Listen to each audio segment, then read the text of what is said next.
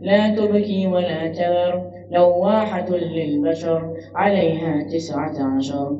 وما جعلنا أصحاب النار إلا ملائكة وما جعلنا عدتهم إلا فتنة للذين كفروا ليستيقن الذين أوتوا الكتاب ويزداد الذين آمنوا إيمانا ولا يرتاب الذين أوتوا الكتاب والمؤمنون وليقول الذين في قلوبهم مرض والكافرون ماذا أراد الله بهذا مثلا كذلك يضل الله من يشاء ويهدي من يشاء وما يعلم جنود ربك إلا هو وما هي إلا ذكرى للبشر كلا والقمر والليل إذ أدبر والصبح إذا أسفر إنها لإحدى الكبر نذيرا للبشر لمن شاء منكم أن يتقدم أو يتأخر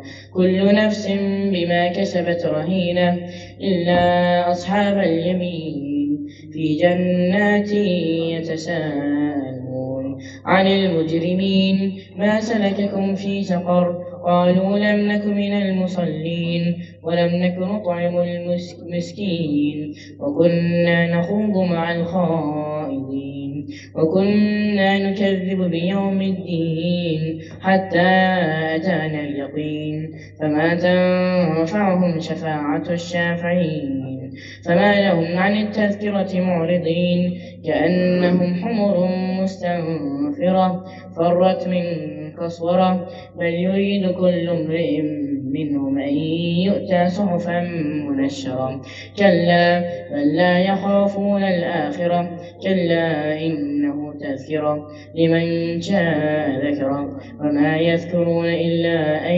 يشاء الله وأهل التقوى وأهل المغفرة صدق الله العلي العظيم صلوات اللهم صل على محمد وآل محمد وعجل صلوات اللهم صل على محمد وآل محمد وعجل بسم الله الرحمن الرحيم عن جابر بن عبد الله الأنصاري عن فاطمة الزهراء عليها السلام بنت رسول الله صلى الله عليه وآله وسلم قال سمعت فاطمة أنها قالت دخل علي أبي رسول الله في بعض الأيام فقال السلام عليك يا فاطمة فقلت عليك السلام قال إني أجد في بدني ضعفا فقلت له أعوذك بالله يا أبتاه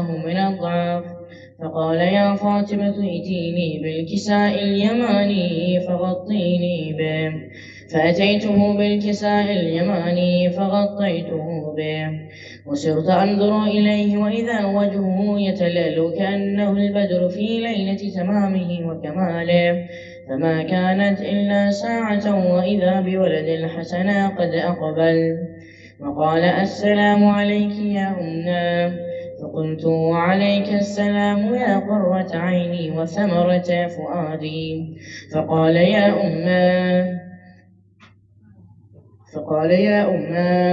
إني أشم عندك رائحة طيبة كأنها رائحة جدي رسول الله فقلت نعم إن جدك تحت الكساء فأقبل الحسن نحو الكساء وقال السلام عليك يا جداه يا رسول الله أتأذنني أن أدخل معك تحت الكساء فقال وعليك السلام يا ولدي ويا صاحب حوضي قد أذنت لك فدخل معه تحت الكساء فما كانت إلا ساعة وإذا بولد الحسين عليه السلام قد أقبل وقال السلام عليك يا أمنا فقلت وعليك السلام يا قرة عيني وثمرة فؤادي فقال لي يا أمنا إني أشم عندك رائحة طيبة كأنها رائحة جدي رسول الله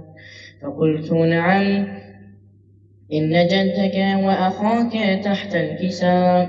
فدنا الحسين نحو الكساء وقال: السلام عليك يا جدان، السلام عليك يا من اختاره الله، أتأذن لي أن أكون معكما تحت الكساء؟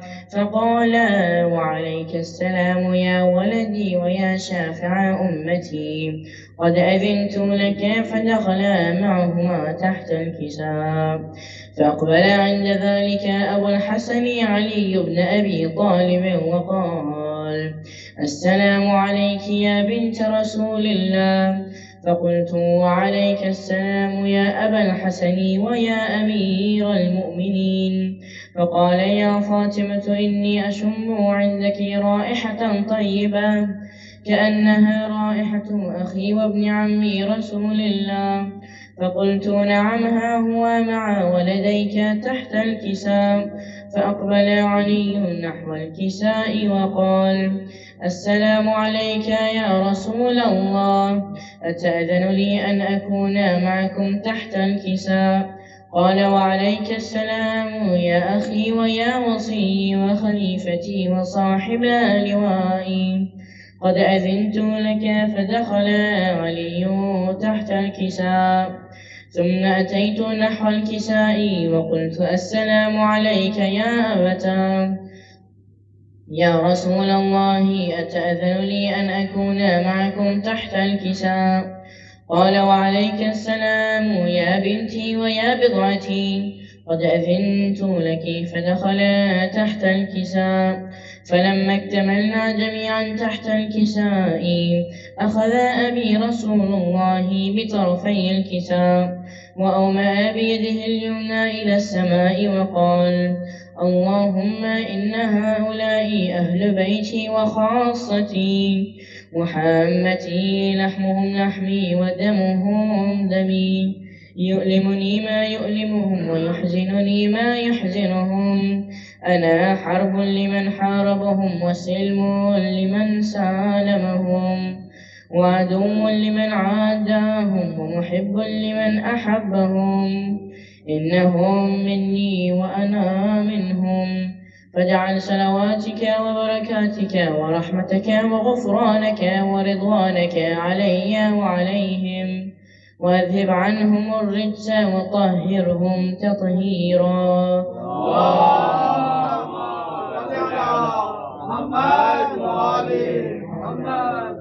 فقال الله عز وجل: يا ملائكتي ويا سكان سماواتي، إني ما خلقت السماء مبنيا ولا أرضا مدحيا ولا قمرا منيرا ولا شمسا مضيئا ولا فلكا يدور ولا بحرا يجري ولا فلكا يسري إلا في محبة هؤلاء الخمسة الذين هم تحت الكساء.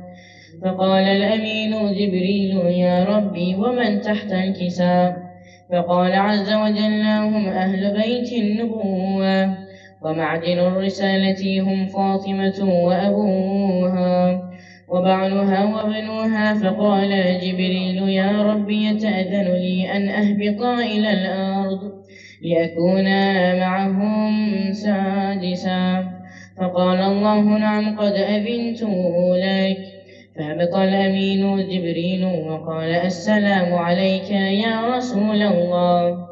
العلي الأعلى يقرئك السلام ويخصك بالتحية والإكرام ويقول لك: وعزتي وجلالي، إني ما خلقت السماء مبنيا ولا أرضا مدحيا ولا قمرا منيرا ولا شمسا مضيئا ولا فلكا يدور ولا بحرا يجري ولا فلكا يسري إلا لأجلكم ومحبتكم، وقد أذن لي أن أدخل معكم، فهل تأذن لي يا رسول الله؟ فقال رسول الله: عليك السلام يا أمين وحي الله، إنه نعم، قد أذنت لك. فدخل جبريل معنا تحت الكساء فقال لأبي إن الله قد أوحى إليكم يقول إنما يريد الله ليذهب عنكم الرجس أهل البيت ويطهركم تطهيرا. اللهم صل على محمد وعلى محمد. فقال علي لأبي يا رسول الله أخبرني ما لجلوسنا هذا تحت الكساء من الفضل عند الله. فقال النبي صلى الله عليه وآله والذي بعثني بالحق نبيا واصطفاني بالرسالة نجيا ما ذكر خبرنا هذا في محفل من محافل أهل الأرض وفيه جمع من شيعتنا ومحبينا إلا ونزلت عليهم الرحمة وحفت بهم الملائكة واستغفرت لهم إلى أن يتفرقوا. فقال علي عليه السلام إذن والله فزنا وفاز شيعتنا ورب الكعبة.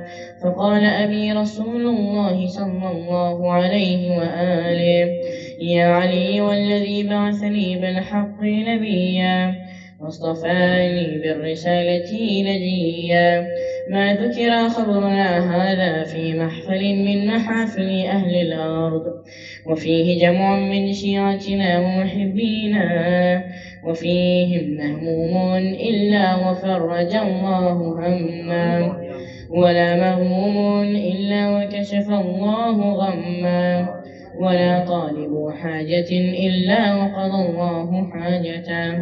فقال علي عليه السلام إذن والله فزنا وسعدنا وكذلك شيعتنا فازوا وسعدوا في الدنيا والآخرة ورب الكعبة. اللهم صل على محمد وآل محمد. صلوات بر محمد وآل محمد. اللهم صل على محمد وآل محمد. ایک سلوات اور پڑھ دیں محمد. اللهم صل على محمد وآل محمد.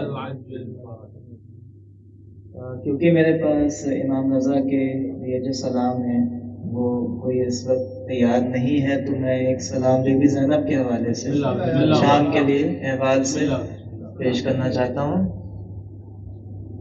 اے شام کے لوگوں میں بنت علی ہوں. اے شام کے لوگوں میں بنت علی ہوں. میں وارث تطہیر ہوں. میں وارث تطہیر ہوں. ناموس نبی ہوں. اے شام کے لوگوں میں بنت علی ہوں. بازار سے دربار میں لے آئے ہو مجھ کو. چاہوں تو جلا سکتی ہوں خطبوں سے میں تم کو. ارے صابر کی بہن ہوں جو میں خاموش کھڑی ہوں. اے شام کے لوگوں میں بنت علی ہوں. افسوس کا نیزی میں اسے مانگ رہے ہو تم جس کے غلاموں کی غلامی میں رہے ہو. یہ ظلم نہ ہوگا کبھی میں زندہ بھی ہوں.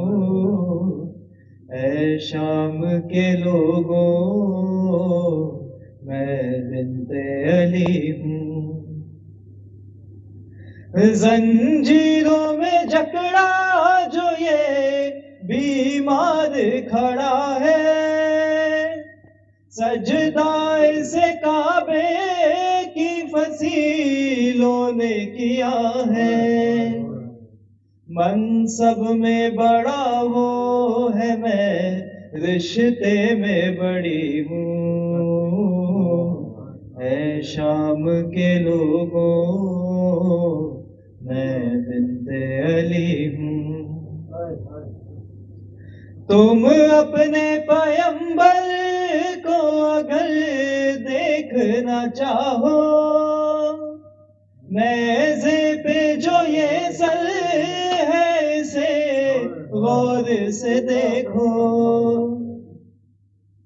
ہم شکل پیمبر ہے یہ، ارے ہم شکل پیمبر ہے یہ، میں اس کی پھوپھی ہوں، اے شام کے لوگوں میں بنت علی ہوں۔ ارے زندہ تھا تو ڈر ڈر کے ہمیشہ ہی لڑے ہو، اب سر ہے تو ہونٹوں پہ چھڑی مار رہے ہو، ارے تم کتنے بہادر ہو، تم کتنے بہادر ہو، میں یہ دیکھ رہی ہوں، اے شام کے لوگوں میں بنت علی ہوں۔ ہونے لگی دربار میں مشترکہ اذانیں، ریحان ادھر نام نبی گونجا فضا میں، بی بی نے کہا فخر سے، بی بی نے کہا فخر سے، ارے میں جیت گئی ہوں۔ ایک صلوات پڑھ دیں محمد وآل محمد۔ اللہم صلی علی محمد وآل محمد۔ صلوات بر محمد وآل محمد۔ اللہم صلی علی محمد وآل محمد۔ برائے تاجیر ظہور امام زمانہ بلندر صلوات۔ اللہم صلی علی محمد وآل محمد۔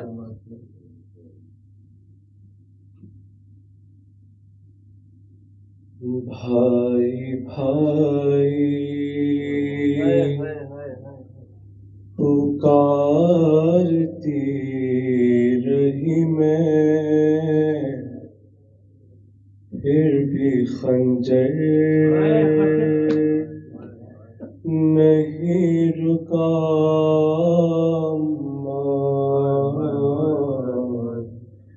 بھائی بھائی پکارتی رہی میں، پھر بھی خنجر نہیں رکا،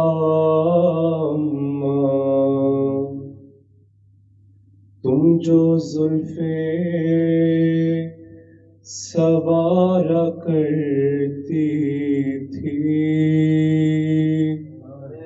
انہی زلفوں میں ہاتھ تھا اس کا،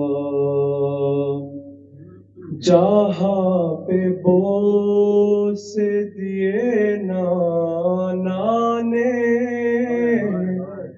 اسی گردن سے خون ٹپاتا تھا،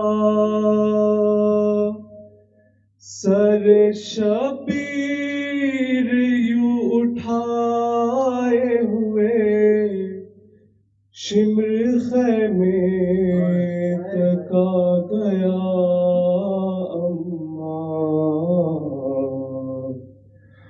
بھائی بھائی پکارتی رہی میں، پھر بھی خنجر نہیں رکا، دیکھ کر مجھ کو بین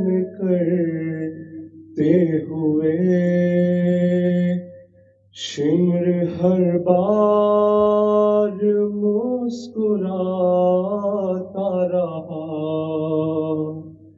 میری نظروں کے سامنے ظالم وار گن کر چھڑی چلاتا رہا۔ ہائے تیرا ضربے تھی اور کند خنجر تھا اور شبیر کا گلا بھائی بھائی پکارتی رہی میں، پھر بھی خنجر نہیں رکا ماں۔ ہائے جب چلایا تھا شمر نے خنجر، میں نے آنکھوں سے اپنے دیکھا تھا، ہاتھ اپنے اٹھا کے پہلو سے تو نے سوکھے گلے پہ رکھا تھا، انگلیاں زخمی ہو گئی ہوگی، ہاتھ مجھ سے تو نہ چھپا ماں۔ بھائی بھائی پکارتی رہی میں، پھر بھی خنجر نہیں رکا ماں۔ محمد وآل محمد۔ جزاکم اللہ خیر۔ صلی علی محمد وآل محمد وجل۔ جزاکم اللہ خیر۔ صلوات بر محمد وآل محمد۔ اللہم صلی علی محمد وآل محمد وجل۔ آواز بلند نعرہ صلوات۔ اللہم صلی علی محمد وآل محمد۔ نعرہ تکبیر۔ اللہ اکبر۔ یا رسول اللہ۔ نعرہ حیدری۔ یا علی۔ حیدری۔ یا علی۔ اللہم صلی علی محمد وآل محمد وجل۔ صلوات بر محمد وآل محمد۔ اللہم صلی علی محمد وآل محمد۔ رحم اللہ من قرأ الفاتحہ۔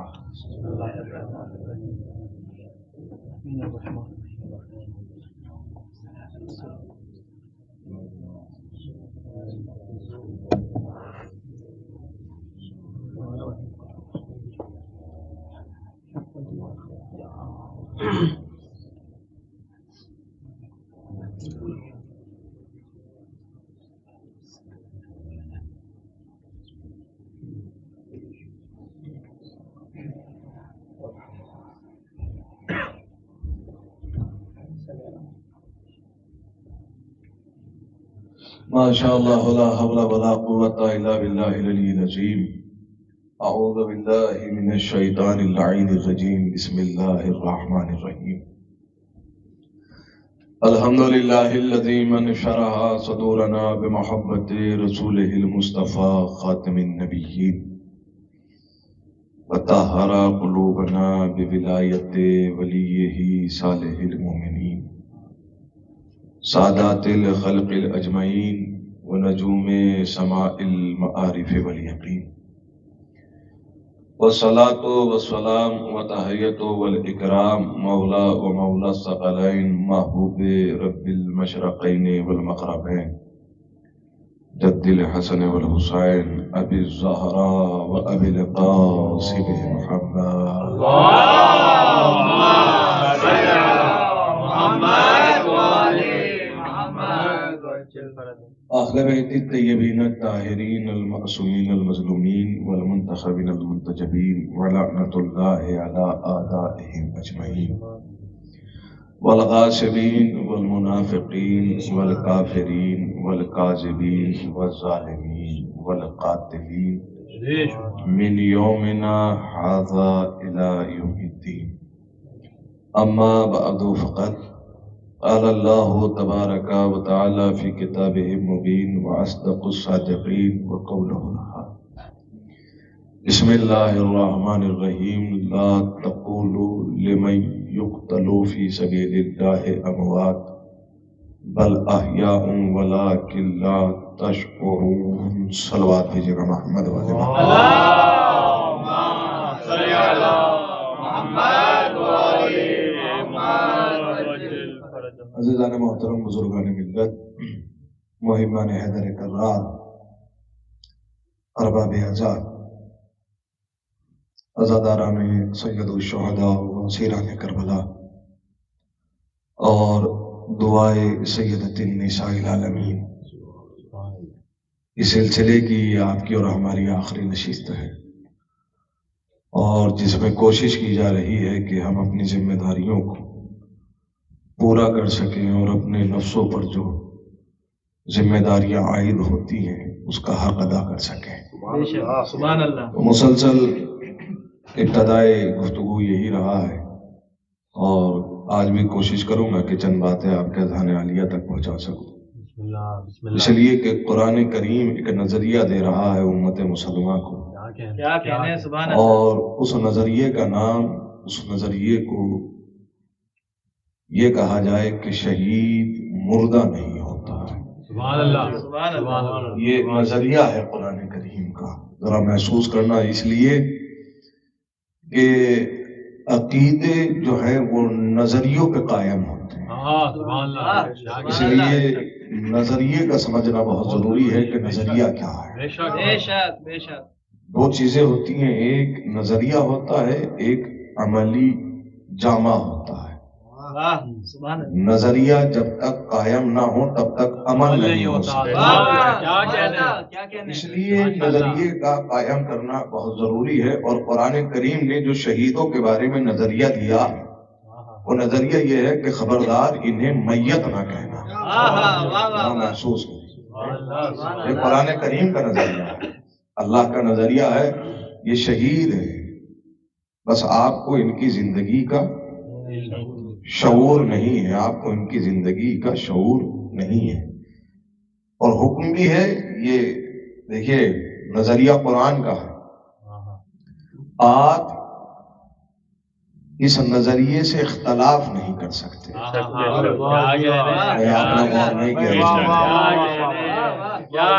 اس لیے کہ کسی خاکی بندے کا نظریہ ہوتا تو اختلاف کی گنجائش باقی تھی. نظریہ ہے خلاق کائنات. اب جو اس نظریے کا مخالف ہے وہ قرآن کا مخالف ہے، اور جو قرآن کا مخالف ہے وہ دائرہ اسلام سے خارج ہے.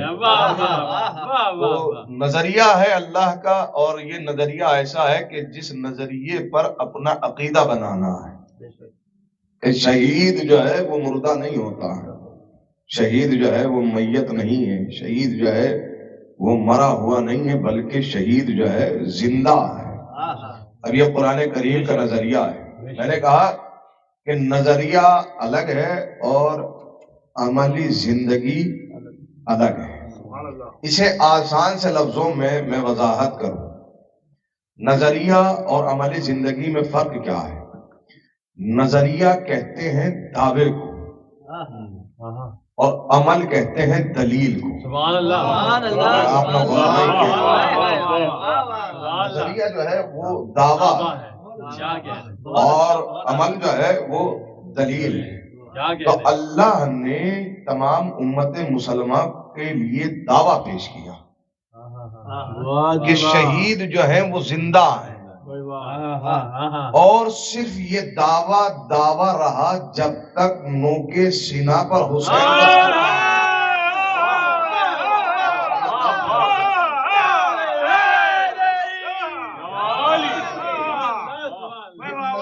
نظریہ رہا. مسلمان کے پاس صرف نظریہ تھا، صرف نظریہ تھا کہ حضور شہید زندہ ہوتا ہے، دعویٰ تھا، دلیل نہیں تھی۔ یہی وجہ ہے کہ حسین نے کٹے ہوئے سر سے قرآن کی تلاوت کر کے بتایا کہ جو نظریہ ہمارا ہے اس کی دلیل بھی ہم ہی ہیں۔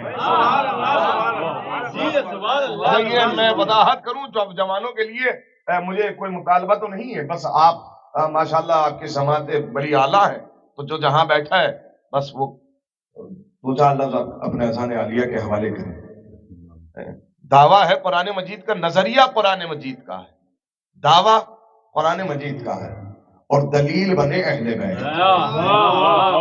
دیکھیے ہر ایک نظریہ، میں پھر وضاحت کروں گا اس فقرے کی، ذرا وضاحت کریں۔ میں نے اس سے پہلے بھی بیان کیا ہے کہ نوکے سینہ سے کلام کرنا یہ کوئی آسان معاملہ نہیں ہے، یہ وہ معجزہ ہے کائنات کا تنہا جسے امام حسین کے علاوہ کسی نے کر کے دکھایا ہی نہیں ہے،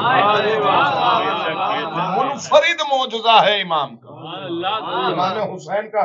اور کیوں حضور سنیے، وجہ کیا ہے کہ امام نے اس کی دلیل دی، امام اس کی دلیل بنے، اس لیے کہ دعویٰ ہے شہیدوں کے لیے۔ کس کے لیے ہے؟ شہیدوں کے لیے، دعویٰ نظریہ ہے شہیدوں کے لیے، لہذا شہیدوں کے سردار پہ واجب ہے۔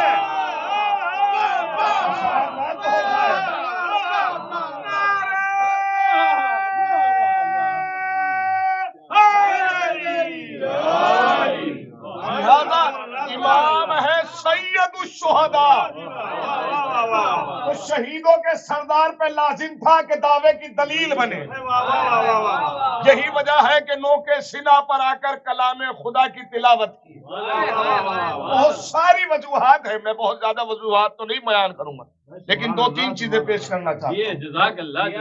بہت میں نے اس سے پہلے بھی اپنی تقریر میں بڑے اسرار بیان کیے ہیں، ایک راز اور بیان کر دیتا ہوں، ذرا محسوس کیجئے گا۔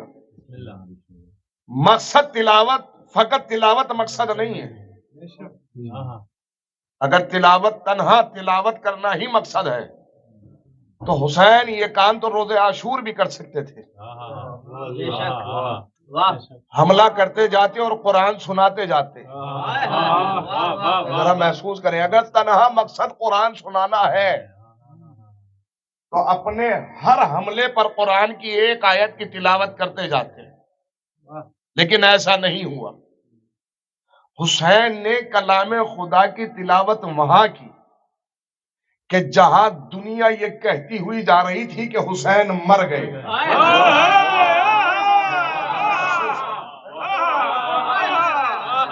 میں ایک نبی کی ایک حدیث نقل کرنے جا رہا ہوں تاکہ میں اس ایک راز سے پردہ ہٹانے جا رہا ہوں۔ نبی نے اپنی زندگی کے آخری حصے میں وصیت کی، انی تارکم فیکم الثقلین، کتاب اللہ وعطرتی اہل بیتی، میں آپ کے درمیان دو گراں قدر۔ اچھا اس کی اگر وضاحت کروں تو وقت بہت گزرے گا۔ گراں قدر، اچھا یہ جو ہے ثقل کہتے ہیں وزن کو، وزنی کو نہیں کہتے ہیں۔ دیکھیے ذرا اس لفظ کو محسوس کیجئے گا، وزنی کو نہیں کہتے ہیں، وزن کو کہتے ہیں۔ یہ نہیں کہ میں وزنی چیزیں چھوڑے جا رہا ہوں، میں دو وزن چھوڑے جا رہا ہوں۔ تب لفظوں میں اگر بات پہنچی ہے تو سلامت رہے آپ، وزنی چیزیں نہیں، دو وزن۔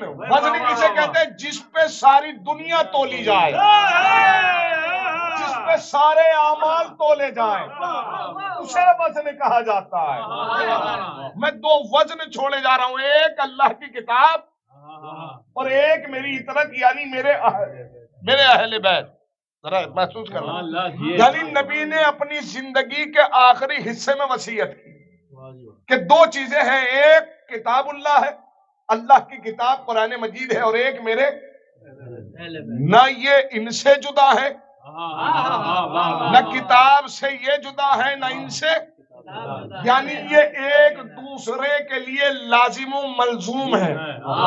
ذرا محسوس کرنا، یہی وجہ ہے کہ امام حسین سے بریدہ سر سے امام حسین نے قرآن کی تلاوت کی، یعنی بتانا چاہتے تھے، کہنا یہ چاہتے ہیں کہ میرے نانا پر ہجیان کا الزام لگانے والوں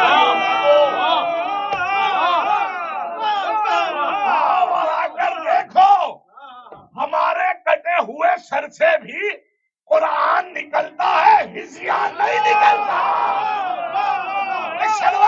محمد والے محمد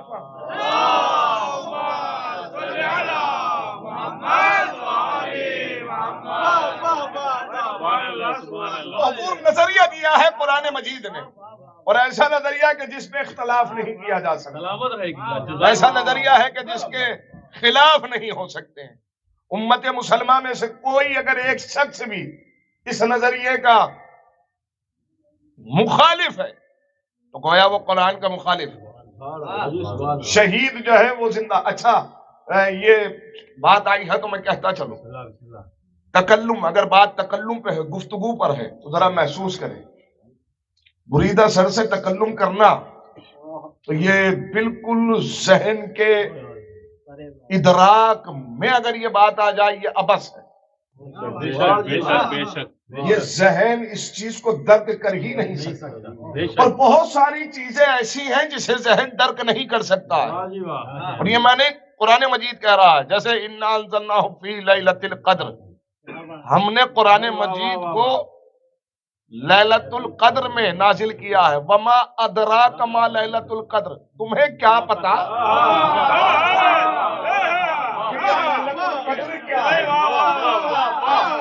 یعنی قرآن کہہ رہا ہے تم درک ہی نہیں کر سکتے کہ لیلۃ القدر ہے کیا۔ تو ذرا محسوس کریں لیلۃ القدر ہے کیا۔ بہت ساری چیزیں ایسی ہیں جنہیں درک نہیں کیا جا سکتا، لیکن چونکہ بات تکلم کی ہے، حضور بریدہ سر سے تو بہت دور کی بات ہے، ذہن تو یہ بھی درک کرنے کے لیے آمادہ نہیں ہے کہ کوئی آغوش میں کلام کرے۔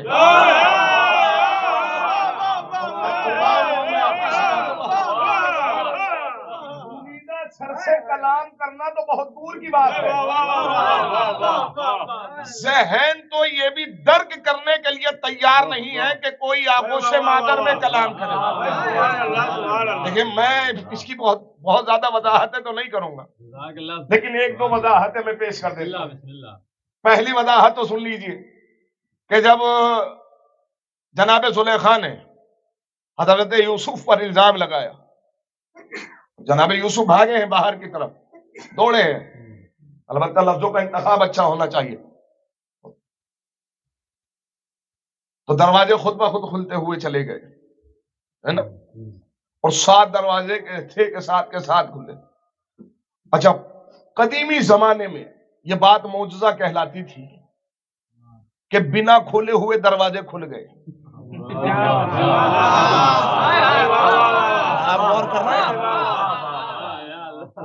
اس زمانے میں تو یہ کام انسانوں نے کر کے دکھا دیا۔ آپ دروازے کے قریب آتے ہیں، دروازہ سینسر سے لیس ہے، وہ خود بخود کھل جاتا ہے۔ قدیمی زمانے میں یہ بات معجزہ کہلاتی تھی کہ دروازے خود بخود کھل گئے، ایک نہیں 7 کے 7 دروازے کھلے۔ میں بات تکلم پہ کرنا ہوں تو مجھے بس 2 لمحے کی اجازت چاہیے۔ جب آخری دروازہ عبور کیا تو دروازے کے باہر زلیخا کا شوہر،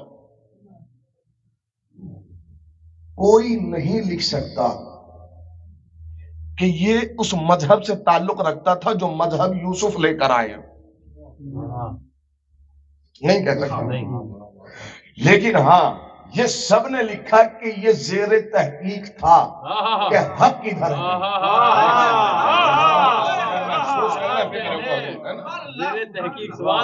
تحقیق کرتا رہتا تھا کہ آخر ہم حق پر ہیں بھی۔ یہی وجہ ہے کہ تاریخ لکھنے والوں نے اس کی تعریف کی ہے، کیونکہ یہ تحقیق کے لیے نکلا ہوا تھا۔ ذرا محسوس کرنا گفتگو کو ہے، تو پوچھا، اب جیسے ہی دروازے کے باہر انہوں نے دیکھا تو زلیخا نے اپنے بیان کو تبدیل کیا اور الزام لگایا حضرت یوسف کی جانب۔ تو جب جناب یوسف کی جانب الزام آیا ہے تو پوچھا کیا آپ خطا کار ہیں؟ کہ نہیں، میں خطا کار نہیں ہوں، میں خطا کار۔ تو کہا آپ کا کوئی گواہ؟ تو یوسف کہتے ہیں میرے رب کے علاوہ میرا کوئی اور گواہ نہیں۔ اور دعا کی پروردگارہ، مسئلہ جو ہے وہ جان بچانے کا نہیں ہے، مسئلہ ہے نبی کی عزت کا۔ اس لیے کہ اگر زندان میں جانے سے خطرہ تھا یا ڈر تھا تو یوسف اس سے پہلے زندان میں گزار چکے ہیں زندگی، اس کے بعد بھی گزاری ہے زندگی۔ مسئلہ زندان کا نہیں ہے، مسئلہ ہے نبی کی عزت کا۔ پروردگارہ میرا گواہ تو ہے، تو بتا کیا کروں۔ تو وہی نازل ہوئی، یوسف گھبراؤ نہیں۔ آپ کا ہے نا کہ یوسف ان سے کہیے کہ زلیخا کی بہن کو بلایا جائے۔ زلیخا کی بہن کی آغوش میں ایک شیر خوار بچہ ہے، اور اس بچے کی طرف اشارہ کرنا یہ میرا گواہ ہے۔ مجھے ایمان سے بتائیں کیا وہ بچہ یہ منظر دیکھ رہا تھا؟ لیکن میں اگر آپ کے ذہن آمادہ ہیں تو میں پھر فکرہ کہوں، گواہ سمجھتے نا وٹنس، گواہ سمجھتے نا وٹنس، جس نے واقعے کو رونما ہوتے ہوئے دیکھا ہو اسے کہتے گواہ۔ تو کیا یہ بچہ اندر تھا؟ نہیں تھا، پھر گواہی کیوں دی؟ کہ جس نے اسے علم دیا اس کی گواہی کافی تھی، اس کی گواہی کو اپنی گواہی مان کر گواہ بن گیا۔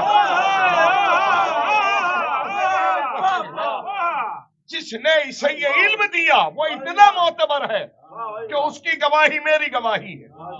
کہا کہ اسے بلایا جائے، اور جب وہ زلیخا کی بہن آئی اور اس کی آغوش میں وہ بچہ ہے جو شیر خوار بچہ ہے، جو ابھی اپنے لیے کسی بھی چیز کا مطالبہ نہیں کر سکتا ہے، تو حضرت یوسف نے اس بچے کی طرف اشارہ کیا یہ میرا گواہ ہے۔ اب بچہ گویا ہوا، میں نے کہا نا تکلم، ذہن تو اس بات کو بھی درک کرنے کے لیے آمادہ نہیں ہے کہ کوئی آغوش مادر میں کلام کرے۔ بچہ گویا ہوا اور کہا کہ اگر دامن آگے سے چاک ہو تو یوسف گنہگار، دامن اگر پیچھے سے چاک ہو تو زلیخا گنہگار۔ بچے نے فیصلہ تو نہیں سنایا نا، لیکن میں جس نہج پر آپ کو لا رہا ہوں، بچے نے فیصلہ تو نہیں سنایا نا کہ گنہگار کون ہے، صرف گواہی دی، گواہی، اور گواہی میں یہ کہا کہ اگر دامن آگے سے چاک ہے۔ ذرا دیکھیے میں جس منزل پر آپ کو لایا ہوں، بچے نے فیصلہ نہیں سنایا ہے بلکہ ایک گواہی اور ایک ثبوت دیا ہے۔ اب گواہی ماننے والے پہ لازم ہے کہ وہ تحقیق کرے۔ آپ کے ذہن میں تاریخ ہوتی تو آج اس جملے میں کچھ لیتے ہیں، ابھی بھی اگر ذہن نہیں ہوتا ہے تو میں ذہن قریب کر رہا ہوں۔ بچے نے صرف ثبوت پیش کیا، تو جس نے گواہی مانگی تھی اس نے تحقیق کی، الٹ کر وہ پلٹ کر دیکھا۔ اس کا مطلب یہ ہے کہ جب بچے گواہی دے تو گواہی لینے والے پہ لازم ہے کہ تحقیق کرے۔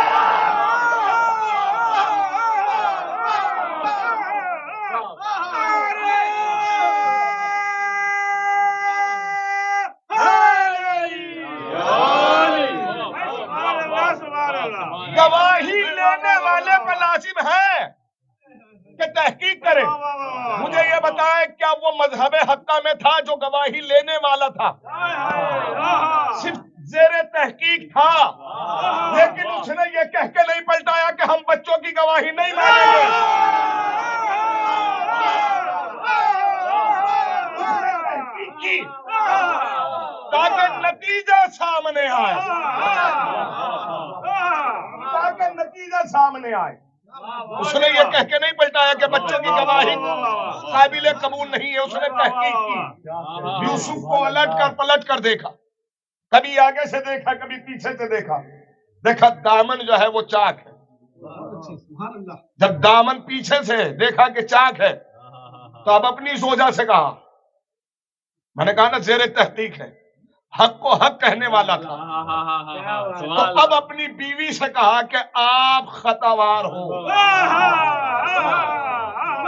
میں ایک جملہ کہوں گا اور آگے اگر بات پہنچ جائے تو یہ تو فیصلہ ہو گیا نا کہ خطا کار کون ہے، یہ تو ہوا نا فیصلہ۔ تو یوسف کو بری ذمہ کر دینا چاہیے تھا،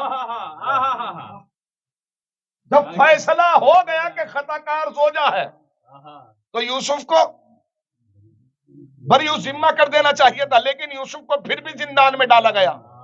کیوں؟ اس لیے کہ تاکہ زوجہ میری ہے، اس کی عزت مجھ سے جڑی ہوئی ہے۔ محسوس کرنا، اگر آزاد کر دیا تو پورے مصر میں میں ذلیل ہوں گا۔ اپنی عزت بچانے کے لیے حق کو چھپایا۔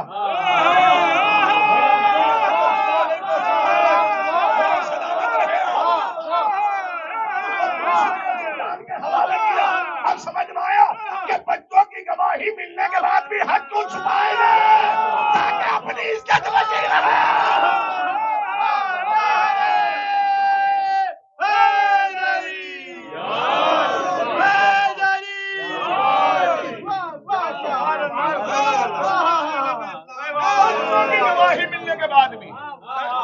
بچوں کی گواہی ملنے کے بعد بھی یوسف کو حق کو چھپایا گیا اور کیا کہہ کر لوٹایا گیا اسلام میں بچوں کی گواہی۔ اچھا ایک نظریہ اور قائم ہے، ایک جواب ہے، کہتے ہیں کہ حضور بیٹوں کی گواہی ماں کے حق میں قابل قبول نہیں۔ جنہوں نے یہ لفظ کہا ہے انہوں نے قرآن کے نظریے کی مخالفت کی ہے۔ ابھی بھی ذہن پہنچا ہے یا نہیں پہنچا؟ اس لیے کہ اگر بیٹے کی گواہی ماں کے حق میں قابل قبول نہیں ہے تو مریم کی طہارت کہاں سے ثابت کریں گے؟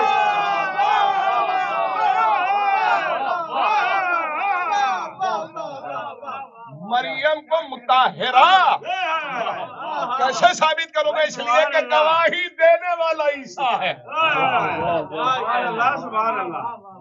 دیکھیے بات آئی ہے تو میں کہتا چلوں، چونکہ میں نے کہا نا ذہن تو یہ بات بھی درک کرنے کے لیے تیار نہیں ہے کہ بچے شیرخوار بچے آغوش مادر میں کلام کریں۔ اللہ جسے چاہتا ہے طاقت گویائی عطا کرتا ہے۔ مجھے ایمان سے بتائیں، جس بچے نے یوسف کی عصمت کی گواہی دی تھی کسی معصوم قبیلے سے تھا؟ کسی نبی کے خانوادے سے تھا؟ مذہب حق کا والا تھا؟ شیر خار تھا، صرف شیر خار، لیکن اللہ نے گواہ بنایا عصمت کا۔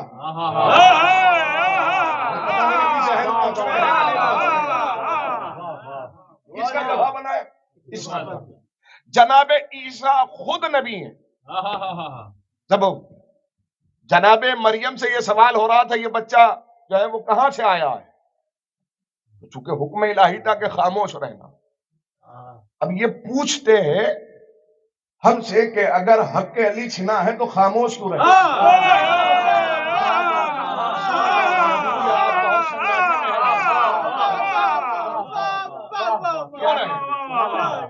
آپ ہمیں بتائیں کہ جب مریم حق پر تھی تو خاموش کیوں رہی؟ مریم کی طرف الزام آ رہے ہیں، مریم نے اپنے حق میں گواہی کیوں نہیں دی؟ اس لیے کہ حکم الہی تھا۔ اس کا مطلب یہ ہے کہ عصمت اپنی ذات کے لیے کلام نہیں کرتی ہے، اللہ کی مرضی کے لیے کلام۔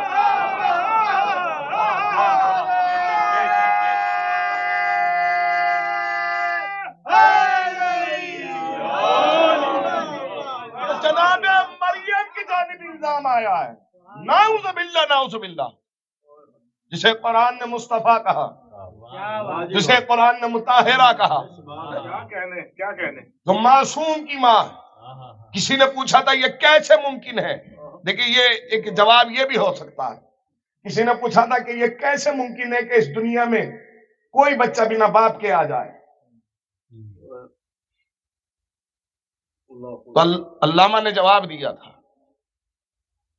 اور یہ میں پھر حوالہ دے رہا ہوں آیت اللہ ابراہیم بروجردی کا، انہوں نے اس زاویے کو پیش کیا ہے کہ زمانہ پوچھتا ہے یہ کیسے ممکن ہے کہ بنا باپ کے بچہ دنیا میں آ جائے. تو انہوں نے جواب میں ایک سوال لکھا تھا، اور وہی سوال جواب تھا کہ یہ کیوں ضروری ہے کہ اس کائنات میں آنے کے لیے ماں باپ کی ضرورت ہے.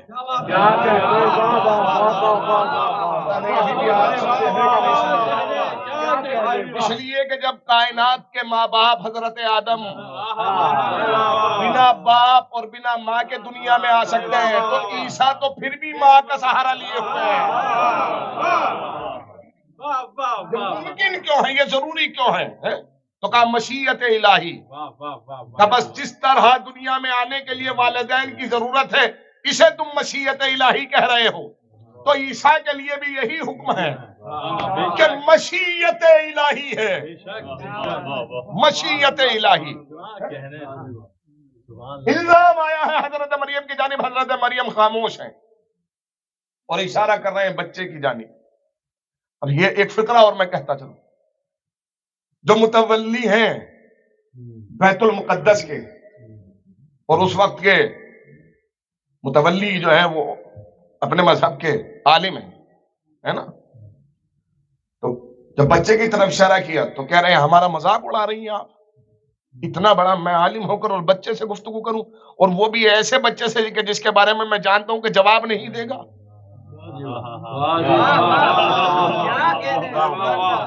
تم ہمیں بیوقوف سمجھ رہی ہیں. بس حضرت عیسیٰ گویا ہوں اور کہا کہ انی عبداللہ. دیکھیں تعارف ہو تو ایسا، انٹروڈکشن ہو تو ایسا. حضور اللہ کے نبی ہیں کہ نہیں، روح الامین ہے کہ نہیں، روح اللہ ہے کہ نہیں، روح اللہ. ذرا سننا، ذرا محسوس کرنا، رسالت بھی پاس ہے، وہ نبی ہیں جو آج تک زندہ بھی ہیں. تو یہ کیوں نہیں کہتے کہ میں اللہ کا بھیجا ہوا نبی؟ کہہ رہے ہیں میں اللہ کا بندہ. اس لیے کہ عیسیٰ جانتے تھے کہ مجھ پر دعوے باندھے جائیں گے عیسیٰ اللہ کا بیٹا ہے.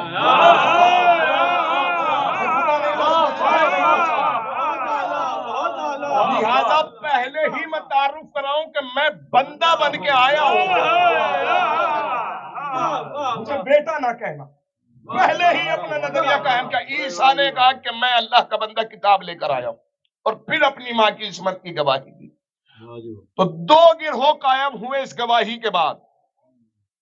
ایک وہ جو عیسیٰ کو نبی تسلیم کرنے لگے، ایک وہ جو عیسیٰ کو بیٹا، اللہ کا بیٹا ماننے لگے، ہے نا. ذرا یہ لفظ آیا ہے تو میں کہتا چلوں، کبھی وقت ملا تو میں انشاءاللہ سبحان پہ گفتگو کروں گا، کیونکہ سبحان کی گفتگو اس زمرے میں بڑی ہے. عموماً میں نے ہمیشہ کہا ہے کہ عربی اتنی وسیع زبان ہے کہ جس کا صحیح ترجمہ کم لفظوں میں کیا ہی نہیں جا سکتا. عموماً سبحان کا ترجمہ کر دیا جاتا ہے پاک. اگر سبحان کا ترجمہ پاک ہے تو پھر طاہر کا ترجمہ کیا ہے؟ پاک اس معنی میں نہیں ہے جس معنی میں طاہر ہے.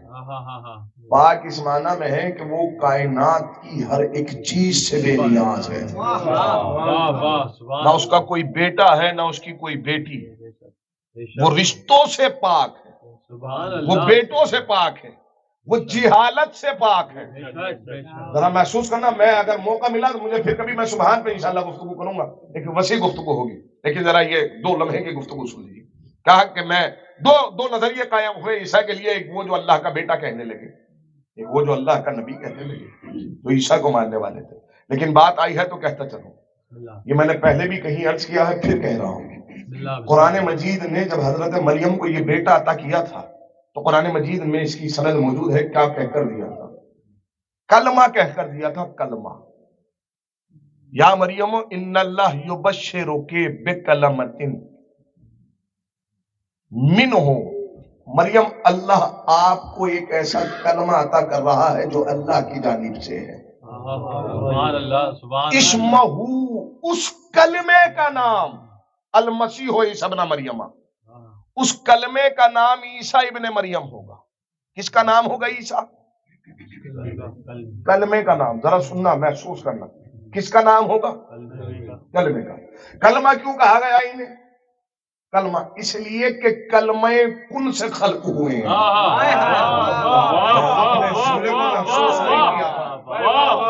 عیسیٰ کی تخلیق کے لیے مادے کی ضرورت نہیں تھی. کلمہ کن سے خلق ہونے والی ذات کا نام عیسیٰ. اس لیے اللہ نے انہیں کلمہ کہا. اللہ آپ کو کلمہ عطا کر رہا. اور پھر جب زکریا کو میں نے پھر ایک آیت پڑھ دوں کلمے کے متعلق. جب جناب زکریا کو بیٹا عطا کیا تو یہی کہہ کر کیا ان اللہ یبشرک، اے زکریا اللہ آپ کو بشارت دیتا ہے یحییٰ کی. اللہ آپ کو یحییٰ دینے والا ہے.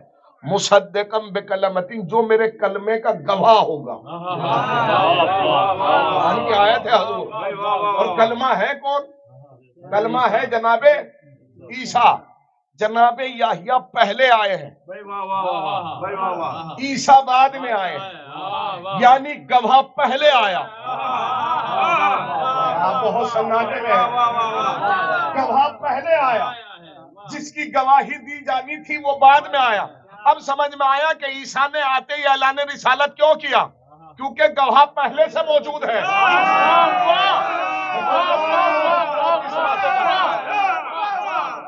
اس لیے کہ گواہ پہلے سے موجود ہے.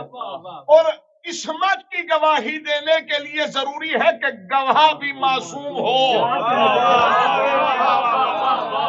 گواہ بھی معصوم ہو. تو دو نظریے قائم ہوئے جناب زکریا کے لیے. اور پھر قرآن مجید نے کہا ہم آپ کو ایک بیٹا دے رہے ہیں. جو کلمہ دے رہے ہیں اس کلمے کا نام عیسیٰ ابن مریم ہوگا. مسیح عیسیٰ. اور اس میں مکمل نام جو قرآن مجید نے فرمایا ہوا ہے مسیح عیسیٰ.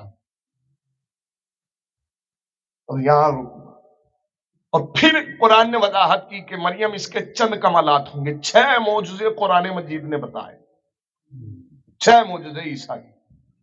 ان میں ایک معجزہ یہ ہے کہ مریم اس کا معجزہ، اس کے کمال میں ایک کمال، اس کے صفات میں ایک صفت یہ ہوگی کہ یہ پانی پہ چلے گا.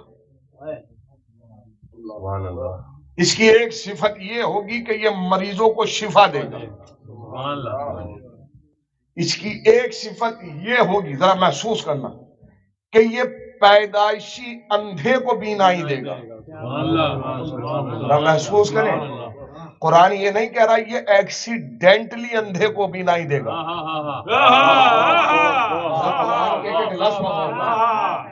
ابھی ہماری میڈیکل سائنس، میں یہ نہیں کہہ رہا ہوں کہ آگے شاید نہ ہو سکے، ہو سکتا ہے آگے پوسیبل ہو، لیکن ابھی ہماری میڈیکل سائنس نے اتنی ترقی نہیں کی کہ پیدائشی اندھے کو آنکھیں دے دے.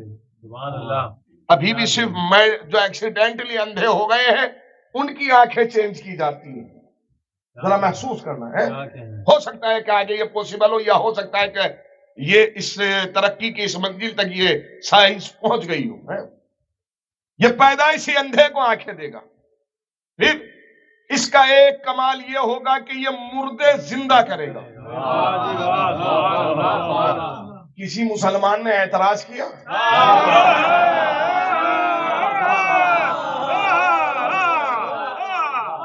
کہ موت و حیات کا خالق تو اللہ ہے، یہ عیسیٰ کیسے زندہ کر رہے ہیں؟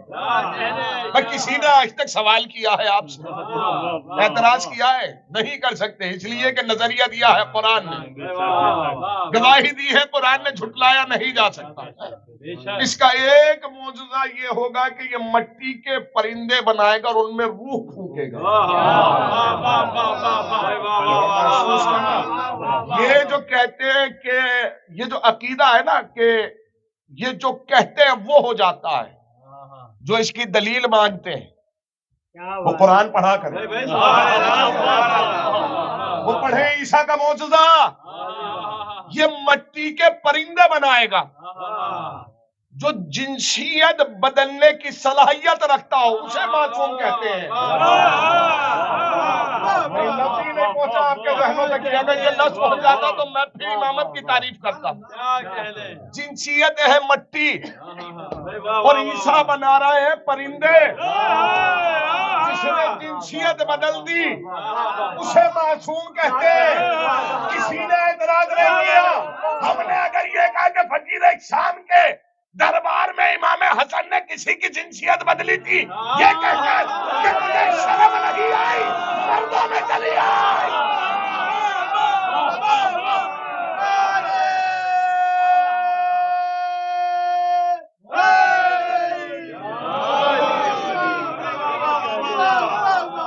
اعتراض ہوتا ہے. قرآن کہہ رہا ہے کہ میرے بنائے ہوئے کہ کمال یہ ہوگا کہ وہ جنسیت بدلنے کی قدرت رکھتے ہوں. یہ مٹی کے پرندے بنائیں گے. میں واقعہ پیش کروں حضور. 2 برس کا سن ہے حضرت عیسیٰ کا. اپنے گھر سے نکلے ہیں، مصور کی دکان پر جا پہنچے اور مصور سے کہہ رہے ہیں کہ کیا آپ حضور کی تصویر بنا سکتے ہیں؟ تو مصور نے سوچا کہ بچوں کی باتوں میں آ کر اپنا وقت ضائع نہ کیا جائے. کہا کہ میں نہیں بنا سکتا. تو جناب عیسیٰ نے کہا میں ہدہد کا مجسمہ بنا سکتا ہوں. مجسمہ، مجسمہ کہتے ہیں پتلے کو، اسٹیچو کو.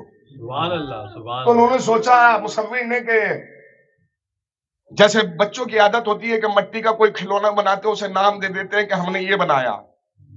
تو انہوں نے کہا ٹھیک ہے بنائیے. حضرت عیسیٰ نے مٹی لی اور مجسمہ بنانا شروع کیا، پتلا بنانا شروع کیا. آپ کے ذہن آمادہ ہیں تو جملہ کہنے کا دل کر رہا ہے.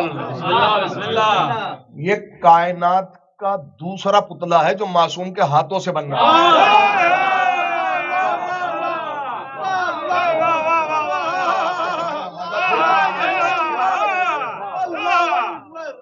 یا تو کائنات کے باپ حضرت آدم کا بنا ہے جسے بنانے والا معصوم، یا یہ دوسرا پتلا ہے ہدہد کا جسے بنانے والے حضرت عیسیٰ اور مجسمہ تیار ہو رہا. اور جیسے جیسے اسٹیچو تیار ہوتا جاتا ہے، بنتا جاتا ہے، اور مصور دیکھ رہا ہے، اس کی آنکھیں 4 ہوتی جاتی ہیں اس کی خوبصورتی کو دیکھ کر، ہے نا. اس نے آس پاس کے دکانداروں کو قریب بلایا کہ آؤ، وہ کمال دیکھو، وہ صفت دیکھو، ہنر دیکھو، ٹیلنٹ دیکھو. اس 2 برس کے سن میں ہو بہو ایسا ہی مجسمہ بنا دینا کہ جیسا ہدہد ہوتا. یہ کوئی آسان منزل نہیں. سب آ گئے، قریب آ گئے. اب یہ ہنر دیکھا، یہ کمال دیکھا تو سب نے شاباشی دی، پیٹ تھپ تھپائی کہ عیسیٰ کمال کر دیا، مسیح تم نے کمال کر دیا، تم نے ایسا ہی پتلا بنا دیا جیسا ہدہد ہوتا ہے. جناب عیسیٰ مسکرائے، مسکرا کے فرمایا کمال یہ نہیں ہے کہ میں نے پتلا بنایا، کمال تو جب دیکھنا جب میں اس میں روح ڈالوں گا. کمال یہ ہے ہی نہیں، کمال دیکھنا جب میں اس میں جان ڈالوں گا. اب سب حیران ہے، پریشان ہے. کیا ایسا کر سکتے ہو؟ ہاں بالکل کر سکتا ہوں. ذرا محسوس کرنا. کیا دیکھنا چاہتے ہیں؟ اب عیسیٰ نے پتلے کو ہاتھوں پہ لیا اور آواز دی کہ تجھے اللہ کا نبی اس کی جانب سے حکم دیتا کہ اپنی حرکت میں آ، اور پھر اس پر دم کیا. ابھی یہ کلمات ختم نہ ہوئے تھے کہ اس مجسمے نے اپنے پروں کو جنبش دی. محسوس کرنا، اور پروں کو کھولا، پھر عیسیٰ نے اشارہ کیا اور وہ پرواز کرنے لگا. اور مصور کی دکان پر جا بیٹھا. سب حیران ہیں، پریشان ہیں، یہ کیسے ممکن تھا؟ تو کہنے لگے عیسیٰ ہم نے یہ بھی دیکھا کہ آپ نے مٹی سے پتلا بنایا، ہم نے یہ بھی دیکھا پھر آپ نے اس میں جان ڈال دی.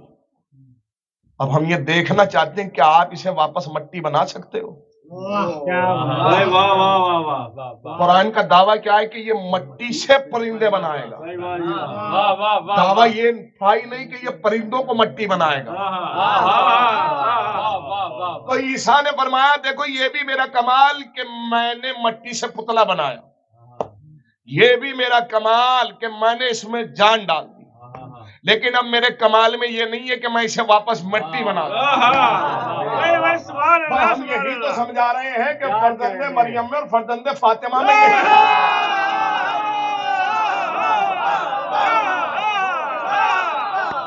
فرزند مریم میں فرزند فاطمہ میں یہی فرق ہے کہ فرزند مریم نے مٹی سے پرندہ بنا تو دیا، واپس مٹی نہ بنا سکا۔ یہ فرزند فاطمہ تھا، مامون کا دربار تھا، قالین پہ بنا شیر تھا، پہلے شیر بنایا پھر قالین بنایا۔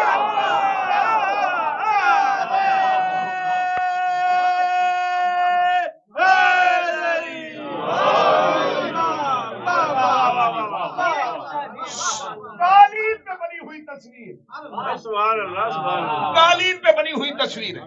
ذرا میں اس کی وضاحت کروں چھوٹے بھائیوں کے لیے، انہیں بنانے کے لیے پتلے کی ضرورت نہیں تھی، ذرا محسوس کریں، انہوں نے صرف تصویر کی طرف دیکھا اور کہا کہ کیا تم اپنے وقت کے امام کی اہانت برداشت کر سکتے ہو؟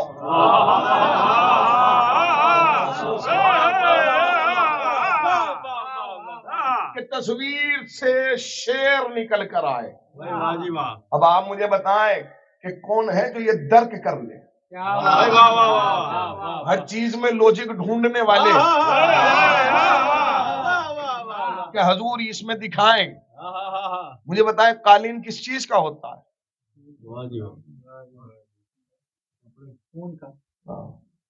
دیکھیے لکڑی کا تو نہیں ہوتا نا، لوہے کا تو نہیں ہوتا نا، اینٹ چونے کا تو نہیں ہوتا نا، سبحان اللہ سبحان اللہ، کپڑے کا ہوتا ہے۔ اور یہ الگ بات ہے کہ وہ کس طرح سے دھاگا بنایا گیا ہے، کپاس کو کاٹا گیا ہے، کوٹن بنایا گیا ہے، پھر سوت کاٹا گیا ہے، اور پھر وہ جو ہے دھاگا تیار کیا گیا، رنگا گیا، پھر قالین بنائے گئے، ہے نا۔ تو امام کا فرمان ہے ہر شے اپنی اصل کی طرف پلٹتی ہے۔ شیر نکل کر کہاں سے آئے ہیں؟ قالین میں سے۔ تو شیر کی اصل کیا تھی؟ کپڑا نا، قالین یعنی کپڑا ہے نا۔ شیر کی اصل کیا تھی؟ کپڑا۔ لہذا کپڑے سے آئے واپس کپڑا بن گئے، ہر شے اپنی اصل کی طرف۔ جادوگر تو گھر سے آئے تھے، جو سمجھے ہیں وہ سلامت رہے۔ شیر ہی تو قالین میں سے آئے تھے، لہذا ان کی جنسیت جو تھی وہ قالین تھی، اصل جنسیت، وہ واپس قالین بن گئے۔ جادوگر تو بیچارے گھر سے آئے تھے، شیر نے انہیں کھایا اور شیر واپس قالین بن گئے۔ کیا کبھی کسی نے یہ کہا ہو کہ جب شیر قالین بننا تھا کچھ ہڈیاں قالین میں سے گری؟ دیکھیے بھائی، میں نے وضاحت کی ہے، شیر کی جنسیت قالین تھی، جادوگروں کی جنسیت قالین نہیں تھی، لیکن وہ بھی کپڑا بن گئے۔ یہی تو ہم کہہ رہے ہیں، امام ہوتا ہی وہ ہے جو جنسیت بدل دے۔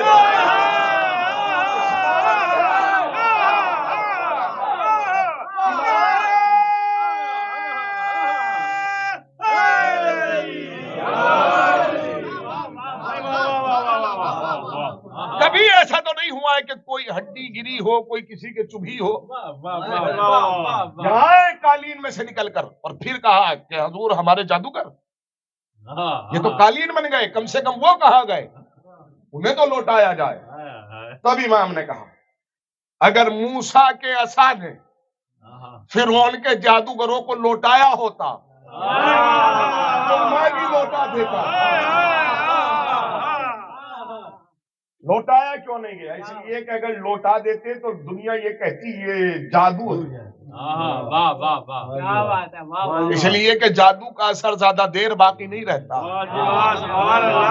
جو دائمی اثر چھوڑے اسے معجزہ کہتے ہیں، جو دائمی اثر رکھتا ہو اسے معجزہ کہتے ہیں۔ یادہ صاحب حیران تھے، اب میں ایک بات آئی ہے تو کہتا چلو پھر وضاحت کروں۔ دیکھیں یہ کوئی نئی بات نہیں ہے ان کے لیے کہ انہوں نے جنسیت کو تبدیل کیا، تو حقیقت ہے کہ بات اگر گویائی کی ہو تو اگر سنگریزیں ان کے ہاتھوں پہ آ جائیں تو ان میں طاقت گویائی آ جائے، وہ کلمہ پڑھتے ہوئے نظر آئے، یا اگر درخت اور دیواروں کو حکم دیں تو وہ ان کے حکم کے تابع ہو جائیں۔ یہ زمین کو اشارہ کریں تو زمین اپنا سینہ چاک کر کر دکھائے کہ میرے اندر خزانہ کتنا ہے۔ جناب فضہ علم کیمیا جانتی تھی، مٹی کے ڈلے کو چاندی کا ڈلا بنا کر امام کی بارگاہ میں لائی ہیں۔ سبحان اللہ، مطلب میں دیکھ رہی ہوں کہ حالات تنگ ہیں، میری جانب سے سبحان اللہ سبحان اللہ سبحان اللہ۔ امام نے فرمایا فضہ جو تم جانتی ہو وہ ہم نہیں جانتے۔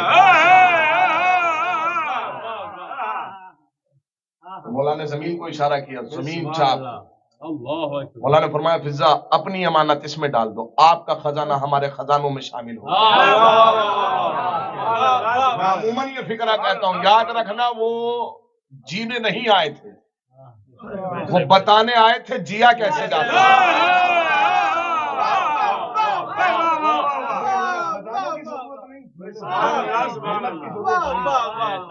وہ تو بتا رہے ہیں کہ جیا کیسے جاتا ہے۔ ہر امام کی ایک صفت، ایک معجزہ ایسا موجود رہا ہے، پہلے امام سے لے کر مجھ سے کہا گیا امام رضا کے لیے میں ایک فکرہ پڑھوں، امام کے القاب میں مصیبت مجھے پڑھنی ہے، مسائل مجھے پڑھنے ہیں امام رضا کے، جنہیں ضامن آہو کہا جاتا ہے، آہو کی ضمانت لینے والا۔ امام کے القاب میں سے ایک لقب ہے غریب الوطن، غریب الغربا۔ خود امام نے کہا کہ میں غریب ہوں۔ کیوں امام نے اپنے آپ کو غریب کہا؟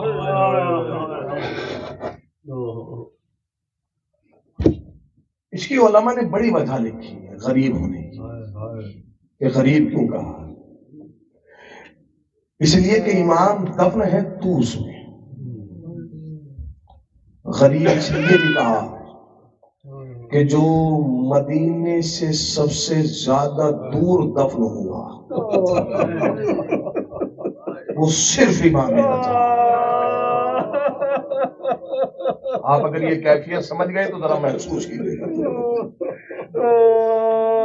غریب کو کہا گیا امام، جو مدینے سے سب سے زیادہ دور دفن ہوا وہ غریب۔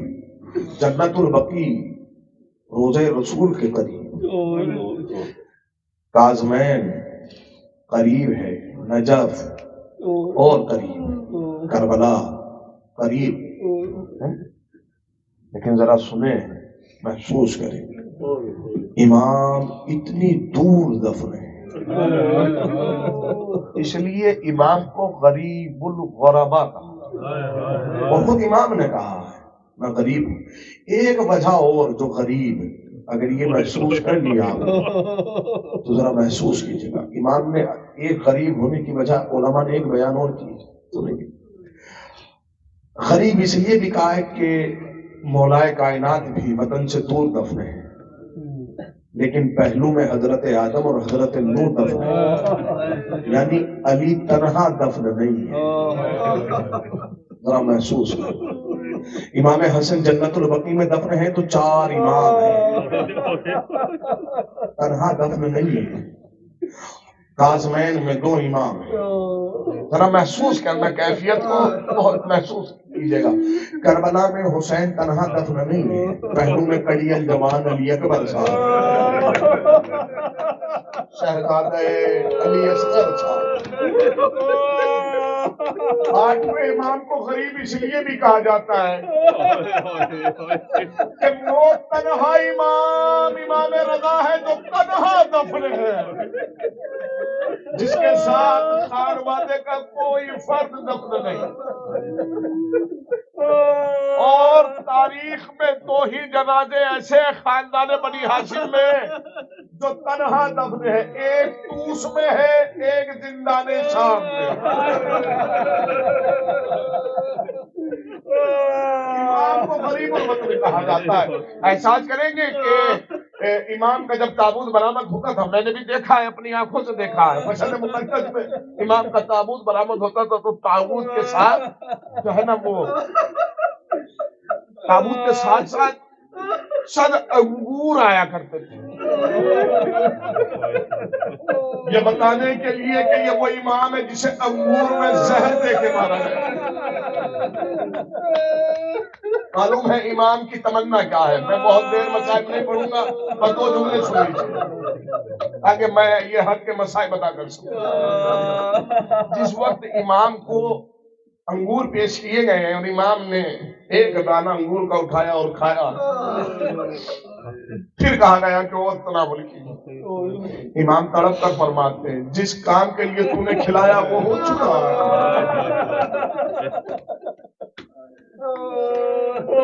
امام نے ایک دانہ اور لیا اور انگور کھایا۔ امام جب چلے ہیں قریب، معلوم ہے سب سے قریب ترین صحابی کا نام ابا سلط، ابا سلط ہروی۔ امام نے عظمت بیان کرنے کے لیے فرمایا تھا کہ کوئی اگر میری زیارت کے لیے آئے اور ابا سلط کی زیارت کے لیے نہ جائے، گویا اس نے میری زیارت ہی نہیں کی۔ اتنا قریب صحابی ابا سلط ہروی، ذرا محسوس کر۔ امام جب آئے ہیں چہرے کی رنگت بدلی ہوئی ہے، ابا سلط نے کہا مولا خیریت تو ہے؟ آپ کا چہرہ سرد پڑا جا رہا۔ امام نے انگلی سے اشارہ کیا، ابا سلط ابھی کچھ مت پوچھو، ابھی خاموش ہو۔ ابا سلط نے دروازے بند کیے تاکہ کوئی اور نہ آ سکے، امام کو کوئی پریشان نہ کر سکے، امام کی طبیعت ٹھیک نہیں ہے۔ قریب آئے، پوچھا مولا خیریت؟ ابا سلط چند وقت کا مہمان ہوں، ذرا محسوس کرنا فکرے کو اگر پہنچ جائے۔ ابا سلط چند وقت کا مہمان ہوں، آپ احساس کر سکتے ہیں کہ مولا کیفیت کیا ہے؟ کہ ابا سلط مجھے زہر دیا گیا، چند وقت کا مہمان ہوں۔ کہ مولا کوئی وصیت، کوئی خواہش؟ کہ خواہش نہ پوچھ ابا سلط، ایک باپ کی اس سے بڑی خواہش کیا ہوگی کہ جب اس کا دم نکلے تو سر اس کے بیٹے کے زانوں پر ہو۔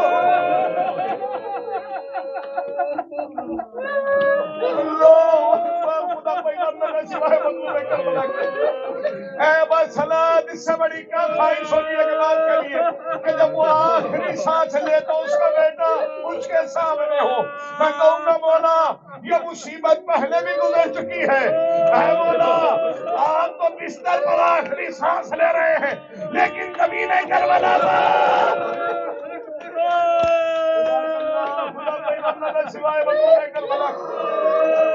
لکھتی ہے، کہتے ہیں کہ ابا سلط کہتے ہیں مولا کوئی وصیت یہ ہے ابا سلط میرا جنازہ کسی کو نہ پڑھانے دینا۔ کہ مولا پھر کا میرا بیٹا محمد تقی میرا جنازہ پڑھائے گا۔ کہ مولا مدینے میں ہے، کہ ابا سلط وہ نہ پوچھو میرا بیٹا نماز جنازہ پڑھائے گا۔ ارباب مقاتل لکھتے ہیں یاد کیا گیا اعجاز امامت سے مولا پہنچے ہیں۔ میں بس ایک فکرہ کہوں گا، آخری سانس باپ نے بیٹے کے سامنے لی ہے۔ ایک روایت کے مطابق امام محمد تقی تڑپ کر روئے، ہائے ہم یتیم ہو گئے، ہم پردیس میں غریب ہو گئے۔ نیچے میں جملہ کہتا چلوں، اے مولا کتنی قیامت ٹوٹی آپ کے کلیجے پر جب آپ کے بابا نے آخری سانس آپ کے سامنے لی۔ اے مولا ذرا کربلا میں آؤ، کوئی زینب کے دل سے پوچھے 70 قدموں کی دوری سے حسین کا بیٹا ہوا گلا۔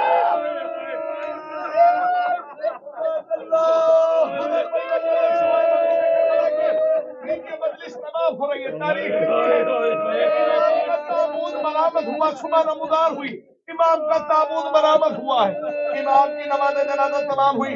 ارباب مقدس تواریخ لکھی ہے کہ مامون رشید آگے بڑھا اپنے لشکر کے ساتھ اور یہ کہتا ہوا رہا ہٹو میں نماز جنازہ پڑھاؤں گا۔ ابا سلط ہروی کہتے ہیں دور رہے، نماز جنازہ ہو گئی۔ کہ کس نے پڑھائی ہے؟ کہ امام کے بیٹے آئے تھے امام محمد تقی جنہوں نے نماز جنازہ پڑھائی ہے۔ کہ وہ کیسے آ گئے؟ کہ یہ نہ پوچھ۔ تاریخ لکھتی ہے کہ جب نماز جنازہ ہو گئی قبر میں اتار دیا گیا، امام محمد تقی ابا سلط کے کلیجے لپٹ کے رو کر کہتے تھے اے ابا سلط ہمیں پردیس میں یتیم کیا گیا، اے ابا سلط پردیس میں مارا گیا۔ میں کہوں گا مولا ارے جنازہ پڑھانے والے آپ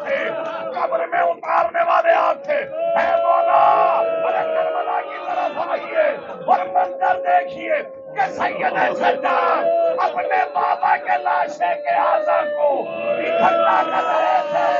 لوگوں نے پوچھا یہ کیا ہے؟ کیا میرے بابا کے لاشے کو پامال کیا گیا؟ کیسے قبر میں اتارا گیا؟ کیا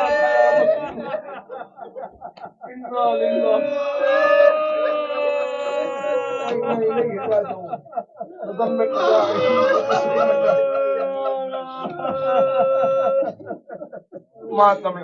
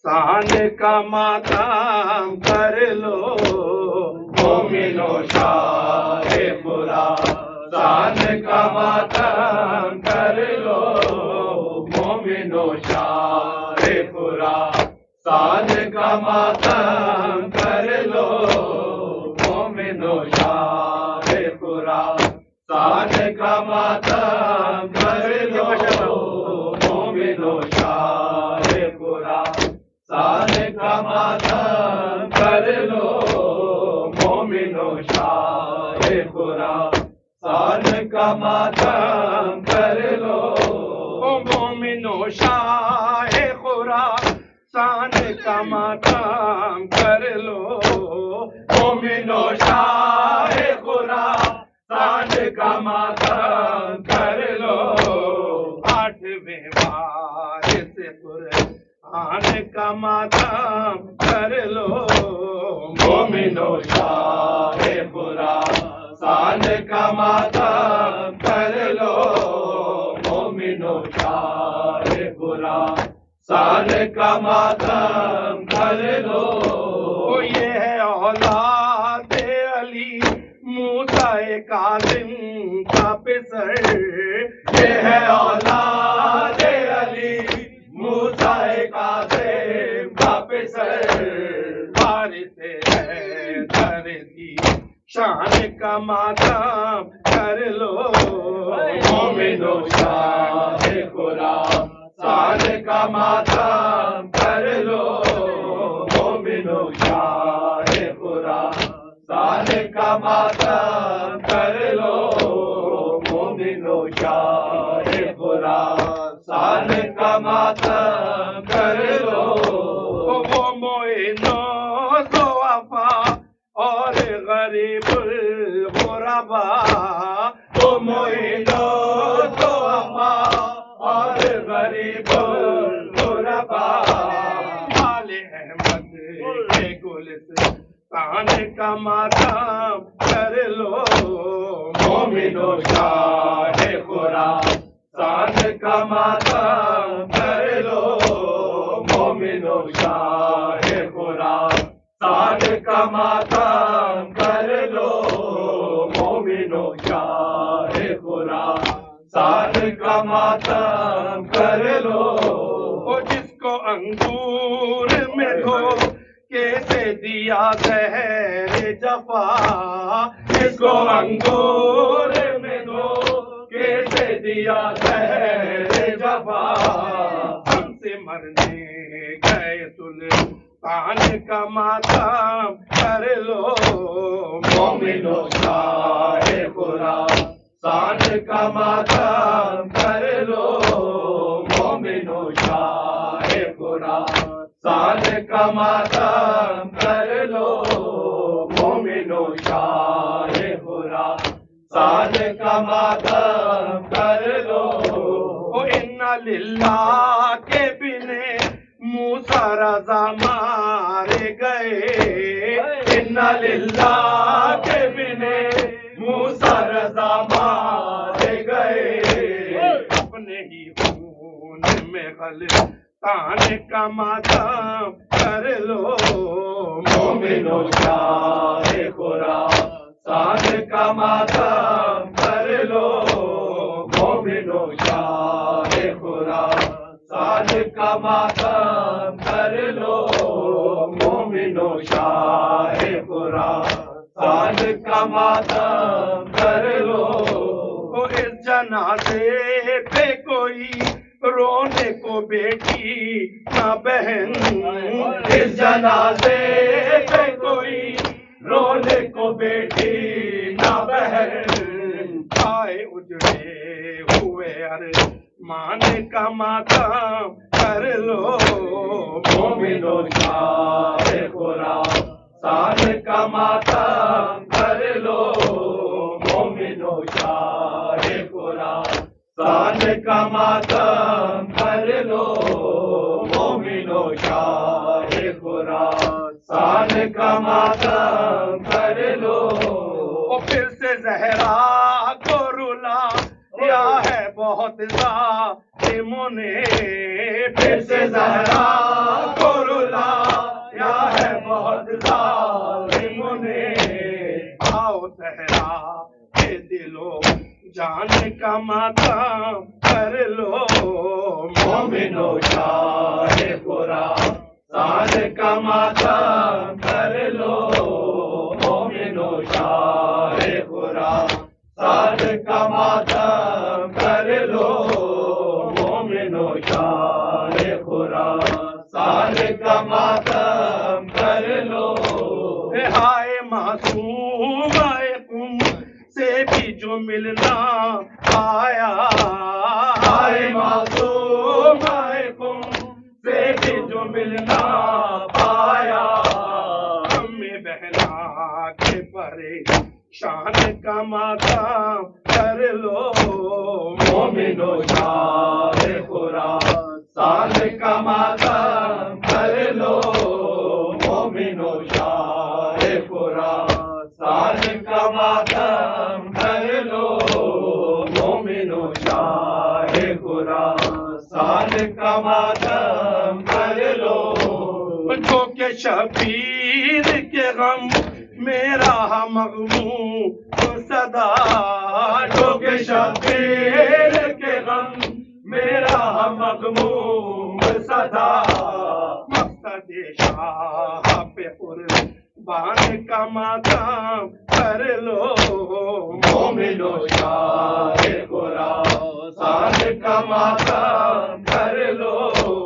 مومنو شاہ خراسان کا ماتم کر لو مومنو شاہ خراسان کا ماتم کر لو رو کے کہنے لگے رضوان عزاداروں سے رو کے کہنے لگے رضوان عزاداروں سے مومنو قبلہ ایمان کا ماتم کر لو مومنو شاہ خراسان کا ماتم کر لو مومنو شاہ خراسان کا ماتم کر لو مومنو شاہ خراسان کا ماتم کر لو مومنو شاہ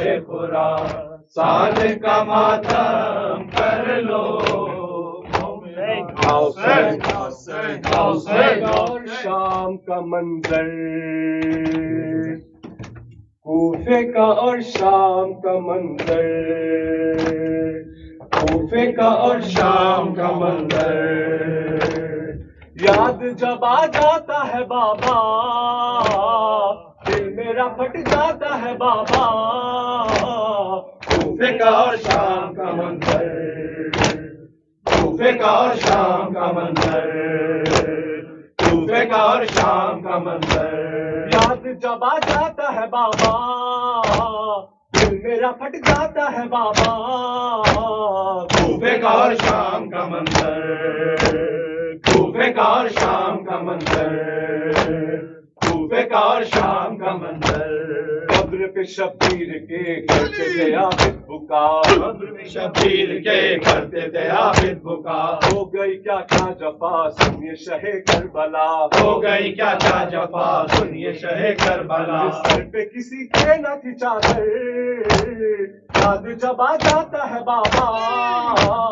دل میرا پھٹ جاتا ہے بابا کوفے کا اور شام کا منظر کوفے کا اور شام کا منظر کوفے کا اور شام کا منظر والی سکینہ کا غم دل یہ نہیں بھولتا والی سکینہ کا غم دل یہ نہیں بھولتا سب کے تشانے بندھے اس کا بندھا تھا گلا سب کے تشانے بندھے اس کا بندھا تھا گلا درد سے وہ روتی تھی مضطر یاد جب آ جاتا ہے بابا دل میرا پھٹ جاتا ہے بابا کوفے کا اور شام کا منظر کوفے کا اور شام کا منظر کوفے کا اور شام کا منظر کیا سجاد سے آ کے کسی نے سوال رب کیا سجاد سے آ کے کسی نے سوال گزرا کہاں پر امام آپ کو زیادہ ملا گزرا کہاں پر امام آپ کو زیادہ ملا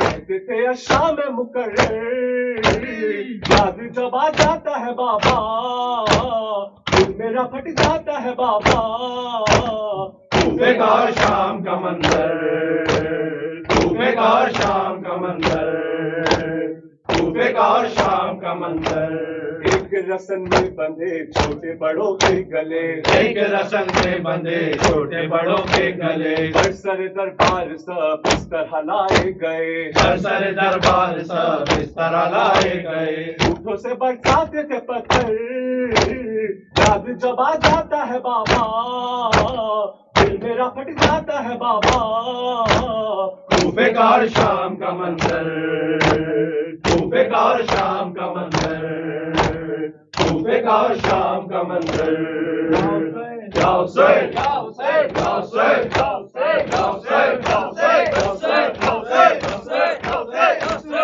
یا حسین